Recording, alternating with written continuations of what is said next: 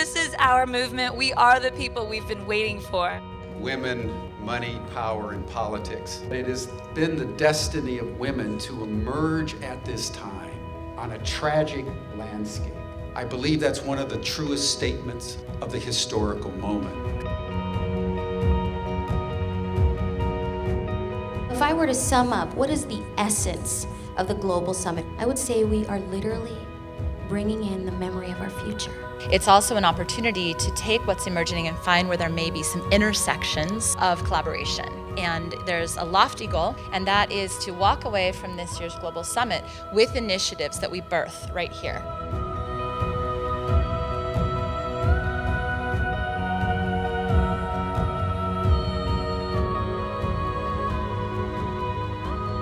Empowerment presents a challenge and an opportunity.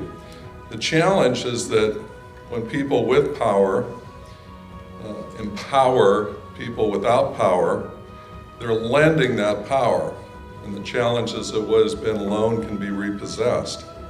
Is it possible to create organizations that go beyond empowerment so that people have power from the very first day? The human heart and the heart of the land cannot heal unless they do it together. Social justice has to be linked with the environment. There's no separating economies from ecologies. I think about whenever you build something, there usually has to be a composting process before you can grow something new out of it. I think about peace building as a form of composting so that you can break things down into their component parts and then grow something new from the very thing that wasn't working before. We really want to deep dive and take a look at what is the economic structure and the systems that we all play in, and how might we see them differently? How could we co-create something that could work for all? What we're going to explore is how do we live well, both personally and planetarily. So how are we going to evolve our food, our health, our lifestyles, so that we can all live well, no matter what zip code, from the favelas in Brazil, from Zimbabwe to San Francisco. How can each person live well for the planet?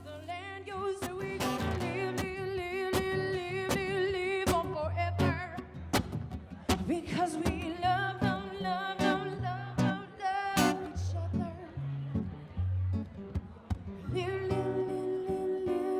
Live on forever. Your best love, love. Your organic farmer.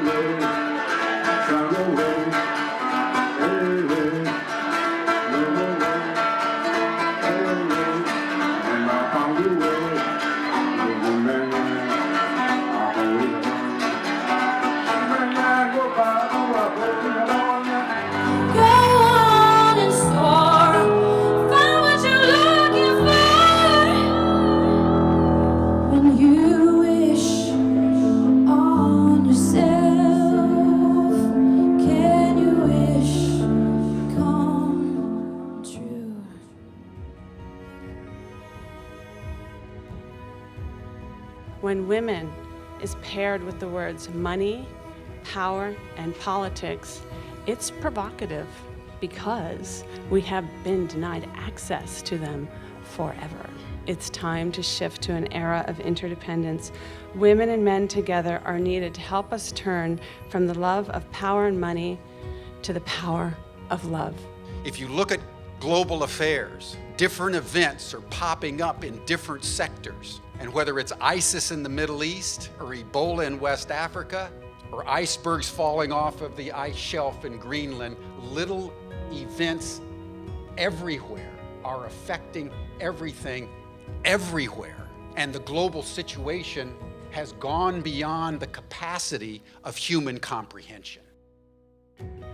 We are waking up to the first time realizing that we are not only the results of our conditioning, of our cultural conditioning, of the psychological imprints of what's happened to us in society, what people think of us, we're actually awakening to something much greater than that. That we have the power to actually shape, participate, activate, actualize, direct our destiny.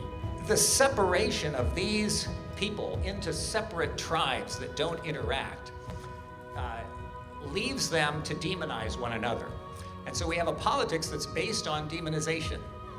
And each side demonizes the other side. The only real demon is separation, the separation of those two.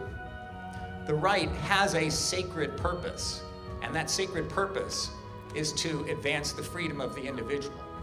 The left has a sacred purpose, and that sacred purpose is to advance the health of the community. And you cannot have one without the other. She says she isn't savage and dangerous. She says the truth is savage and dangerous.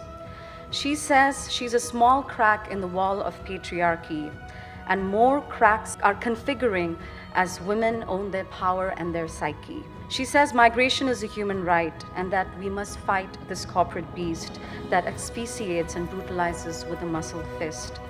She says that if corporations are people, then some of them should be in jail. What I found is that oftentimes the black sheep are the ones that are the edge dwellers of their family. They're the ones that go to the edge to try to translate new energy into a system. And when you look at systems theory, that is how new energy gets translated into a new system, is by coming through the edge. It can't come from the center.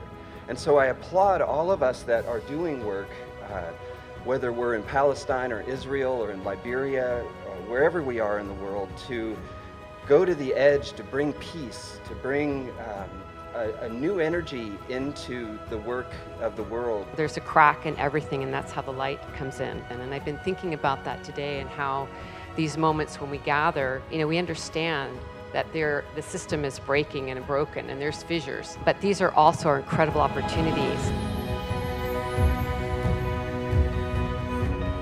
In our Feminomics panel, we came up with an initiative. Our idea is to create a viral video where we bring together some of the luminaries of our time. Everyone in this room wants so much for our future, and so much depends on us getting that message through to the universe. And so what I would ask you to do is sit with yourself and think, what do I really want to ask the universe for that will impact the future of our planet? Artists actually using their form of art to take action within these movements. To teach, to share, to inform, to make aware, and to embrace everyone in an initiative on living well. We burnt this flame in our group to symbolize our collaboration, and I extinguish it to symbolize the end of consumerism.